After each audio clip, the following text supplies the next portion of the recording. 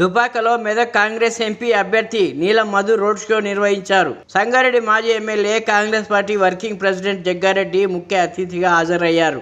అఫ్సీపూర్ చౌరస్తా నుంచి ప్రారంభమైన రోడ్ షో తెలంగాణ తల్లి విగ్రహం వరకు కొనసాగింది. పెద్ద ఎత్తున కాంగ్రెస్ కార్యకర్తలు, అభిమానులు ఈ ర్యాలీలో పాల్గొన్నారు. ఈ కార్యక్రమంలో రాష్ట్ర నాయకులు మామిడి మోహన్ రెడ్డి, కాంగ్రెస్ పార్టీ నాయకులు, మండల అధ్యక్షులు కొంగర రవీందర్, సీనియర్ నాయకులు, కార్యకర్తలు పాల్గొన్నారు. రాగానే ఉచిత బస్ సౌకర్యం ఇచ్చింది. మహిళలకు వంట చేసుకోవడానికి కష్టమైతుంది. 1200 రూపాయలు గ్యాస్ చేస్తే మహిళలకు ఆదుకోవాలని చెప్పి 500 రూపాయలకే సిలిండర్ తెచ్చిన ఘనత ఈ ప్రజా ప్రభుత్వం కాంగ్రెస్ది. పేదలకు కరెంటు బిల్లులు ఎక్కువైతా ఉన్నాయి. 200 యూనిట్లకు ఉచిత కరెంటు ఇవ్వాలని చెప్పి ఉచిత కరెంటు అమలు చేసింది కాంగ్రెస్ పార్టీ.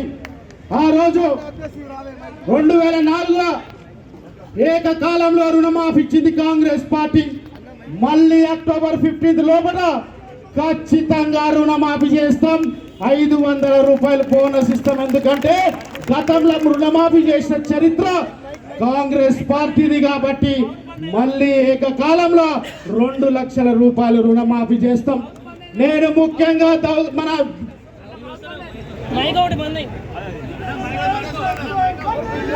ఏదైతే నేను ముత్యం రెడ్డి కొడుకుగా మాటిస్తున్నా, జగ్గన్న సహకారంతో దుంపలపల్లి కావచ్చు, చెల్లాపూర్ కావచ్చు, ధర్మాజిపేట కావచ్చు, మున్సిపాలిటీ నుంచి తీసేయడానికి మీ అందరికి మాటిస్తున్నా.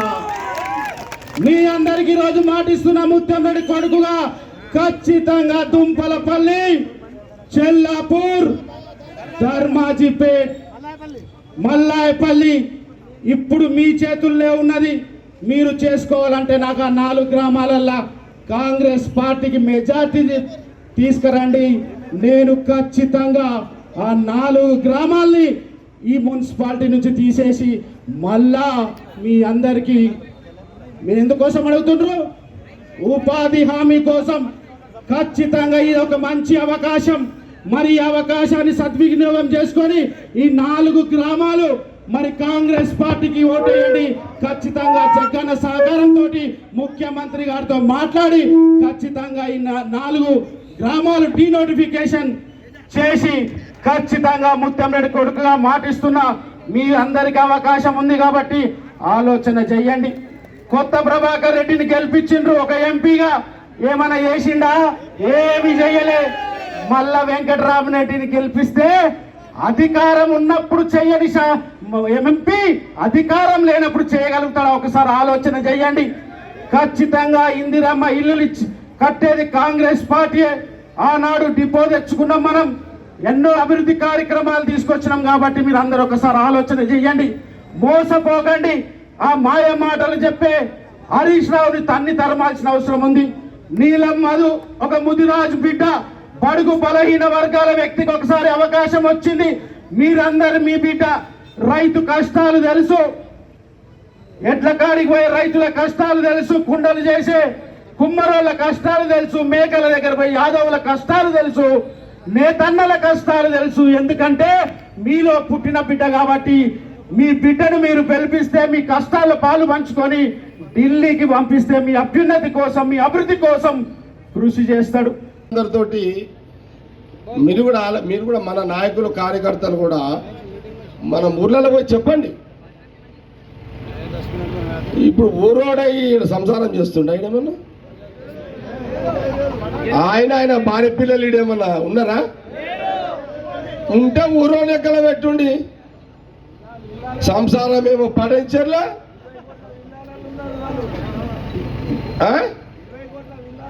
మాట చెప్తున్నా.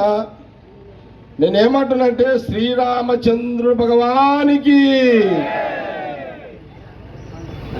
నేను 40 ఏళ్ళ నుంచి సీతారామ కళ్యాణం చేస్తాను. నేను సంగారెడ్డిలో వీళ్ళు ఒక్కరోజు గుడికి పోయి కొబ్బరికాయ కొట్టారు వీళ్ళు.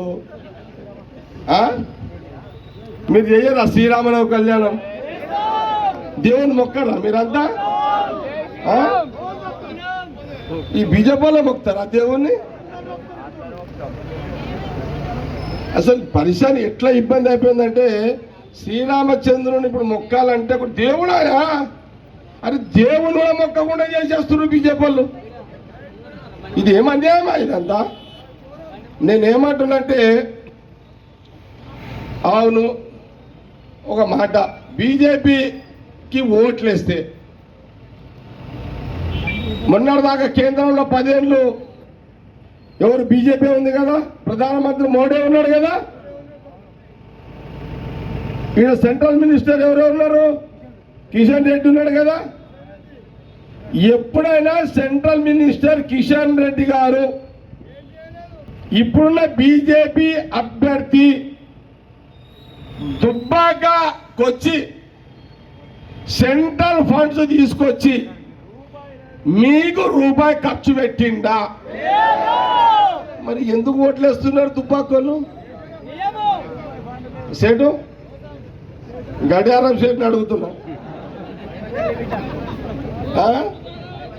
ఇప్పుడు నేను చూసిన ఎలక్షన్లో అప్పుడు చూసిన అందరు ఫ్రీగా ఉన్నారా? రైట్, ఫ్రీగా మాట్లాడుకుందాం అందరం.